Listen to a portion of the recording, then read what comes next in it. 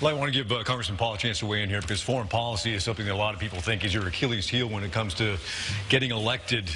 You've said that you wouldn't have authorized the raid to get Osama bin Laden. You think that a nuclear Iran is really none of our business. How do you reconcile that when part of your job as president would be to I think that's a misquote. I don't want Iran to get a nuclear weapon.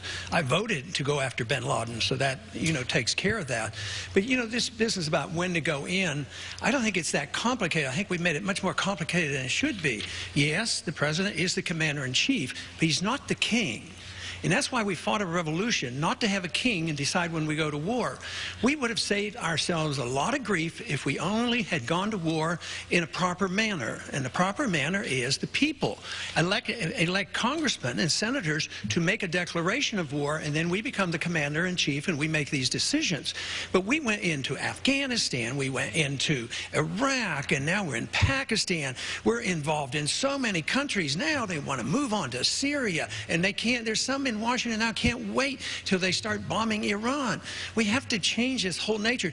Something happened this week I thought was so encouraging, and it reminds me of how we finally talked to the Chinese. I mean, they had killed 100 million of their own people, but we finally broke the ice by playing ping pong.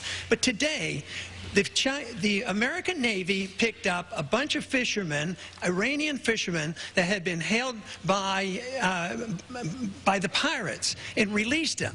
And they were so welcome. It was just a wonderful thing to happen. This is the kind of stuff we should deal with, not putting on sanctions. Sanctions themselves always leads up to war, and that's what we're doing.